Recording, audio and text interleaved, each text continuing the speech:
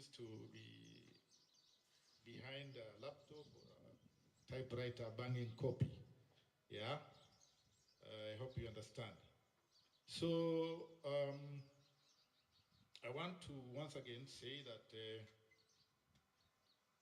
this year has I think everybody has a copy of this concept. Because in the interest of time, I won't go into it so much. But maybe you allow me to focus on the key dialogue themes. The first one is sustaining priority marine species. And here we have a number of issues that we are looking at. We have a number of species, marine species. How many have heard of dugong? Dugong. How many by a show of hand? Or seen the dugong? Yeah, so that tells you just a handful. Kwa Kiswahili anaitwa nguva. Yeah. Alafu kuna mwingine anaitwa pombo. Dolphin. Yeah. So that tells you that we really need to be much more aware of our environment. So a journalist needs to know that there are a number of species in the ocean, and that's why we are taking this initiative to make sure that our partners, after this dialogue, because this dialogue is going to give journalists an opportunity to interact with the community. They are going to interact with fishers, the people who go to the sea or to the ocean every day to bring fish. What are the issues that affect? And then we also realize, it's not even a realization, it's a fact that there's so much information from the community, what we call the indigenous knowledge. So we want journalists to also know that we have legions who can even predict the way the ocean behaves. They can tell you, today we are not going to the sea. So if we get such kind of stories, then we'll be able now to amplify the voices of the communities. So that is one. And then there's blue economy and sustainable livelihoods. This is very key. Everybody's talking about the blue economy, but how much do we know about the blue economy? And how much does it benefit us? You read that.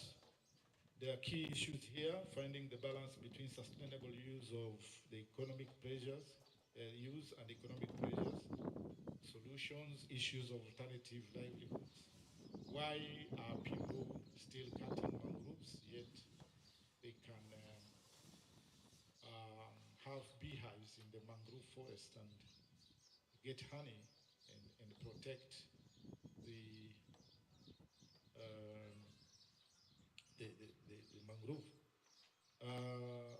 How many know about Nyasi Bahari, seagrass? How many by a show of hand? Yeah, any journalist who has written about seagrass? Yeah. So these are stories because seagrass have monumental value to the ecosystem. So these are stories that we want to start seeing from journalists. And they can only do that if they get that information.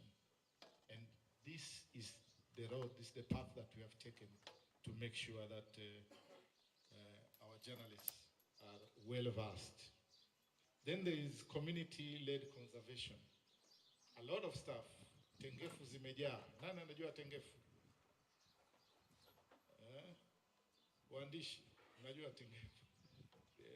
So, LMMAs, very critical ecosystems.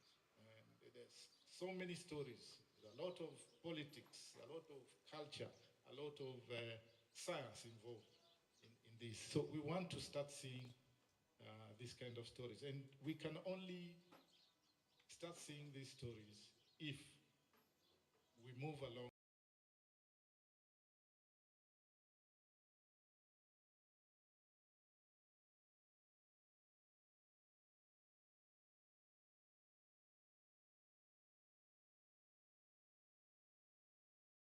We want to see such institutions coming on board and organize sessions where they can bring in journalists, they can bring in community members, they can bring in government officials, because you cannot talk about issues if you don't understand policies that govern those issues. So these are very critical areas that we want our journalists to be part of. And they can only be part of if they are part and parcel of the process. Okay? So those are the three thematic areas that this concept or this event is all about. And you'll be hearing a lot more after today, because once we have done this media launch, then it means we start serious rolling. So towards 7th of May. Kwa hayo mengi ama machache, asanteni sana. Feel very welcome, and get time to network, get time to engage, get time to know, and then when you know somebody, do some follow-up. Si uchukue namba leo, ukimpigia 3 months to come, anakuambia wewe nani, you know. So follow-up is very important. Kwa hivyo nawashukuru sana, and thank you.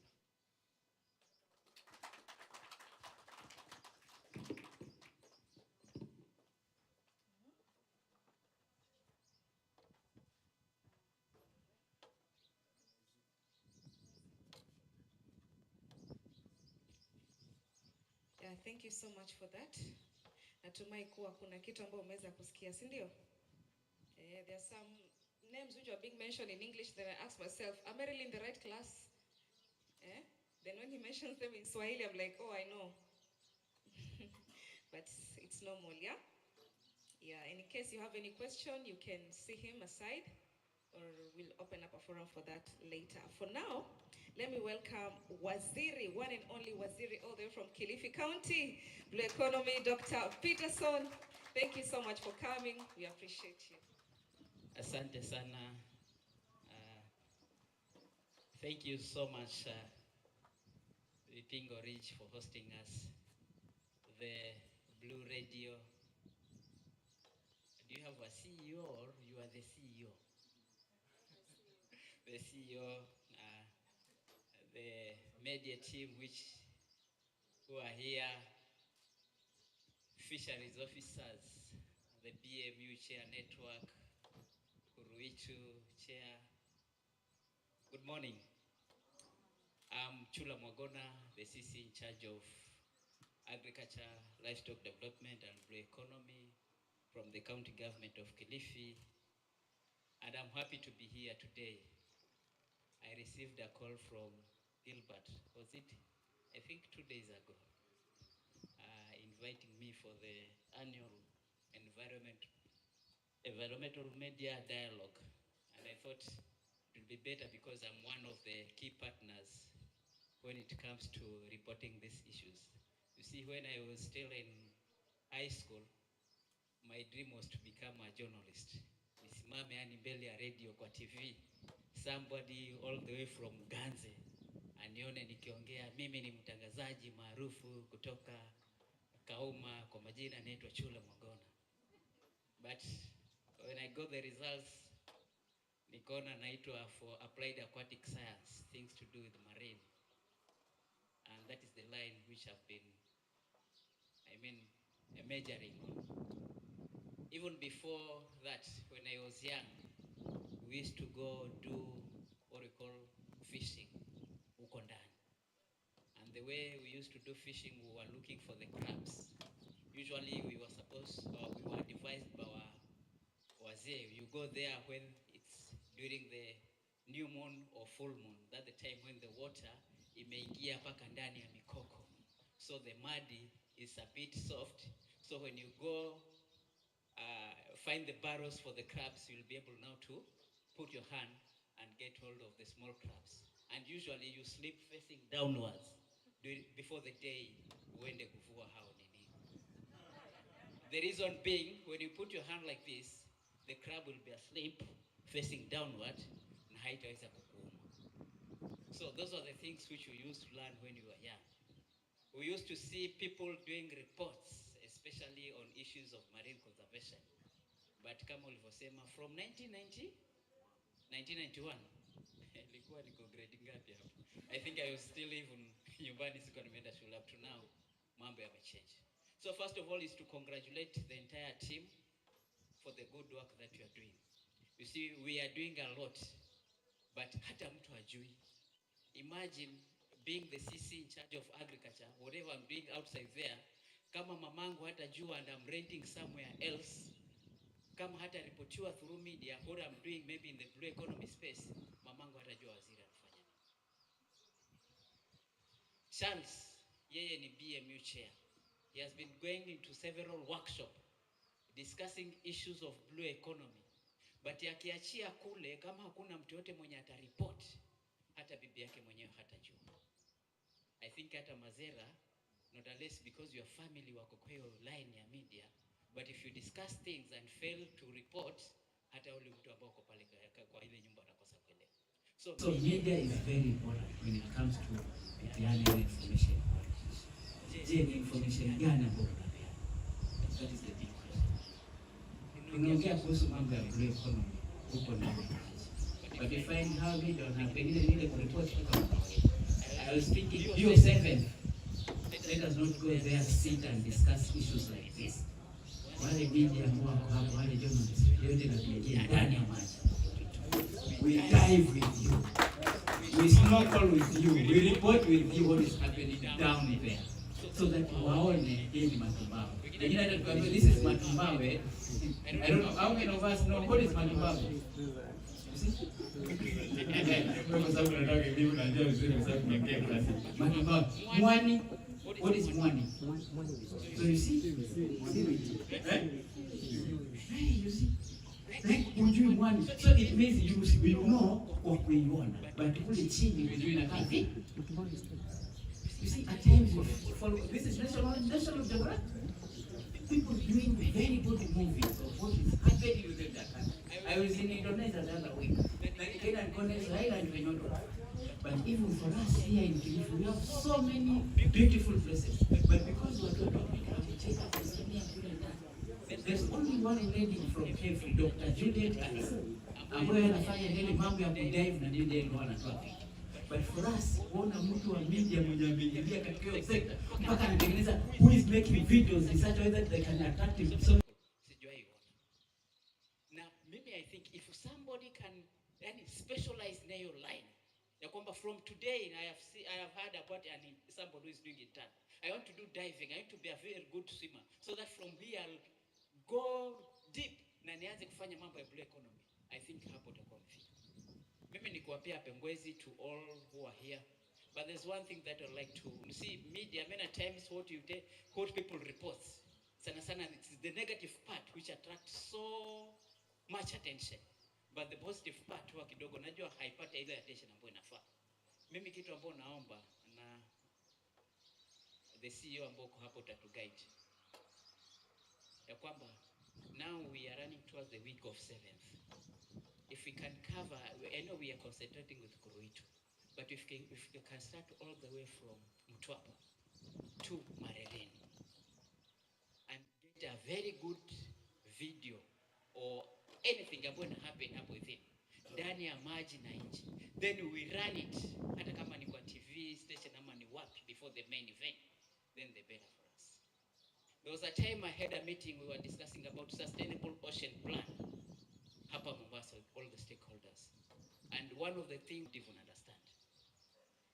Nilikuwa naongea na wewe kwamba sahi hapa good leo we can even use the language ile ya Kiingereza kwa sababu nini. But when we are going towards that main event, let us use the language yenye wale community wanaelewa. We are talking about conserving our resources ambazo ziko pale. But ukienda pale ukiongea kwamba this is corals, we need to do 1 2 3 in terms of lugha ya Kiingereza, wale wa mama na wazee ambao pale chini hawataelewa hii lugha. Kitu yangu ambao nawaomba, ripotini kama vile venye mtu anaweza simama. Mimi na ripoti nikitoka Kuruitu kwa jina naitwa so and so, leo hii tunazamia ndani ya bahari kwenda kuangalia hali ya matumbawe vile venye iko.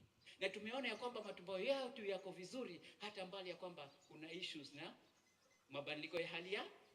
Najua mlikuwa unataka kusema climate situation now there is hizo corals zinakuwa degraded kwa sababu kuna sedimentation from the inlet pale kwa river mouth towards the ocean.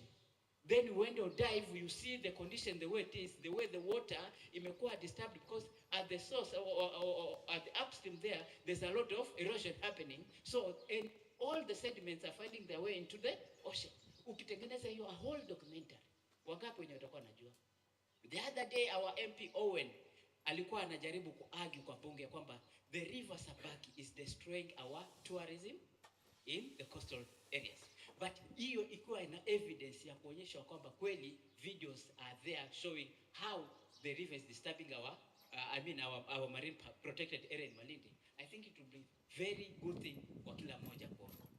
So mimi nimechukua nafasi kuja hapa na kuambia kwamba mimi nataka kuongea na wale wana Kilifi, because on 7th we are targeting all people from Kilifi.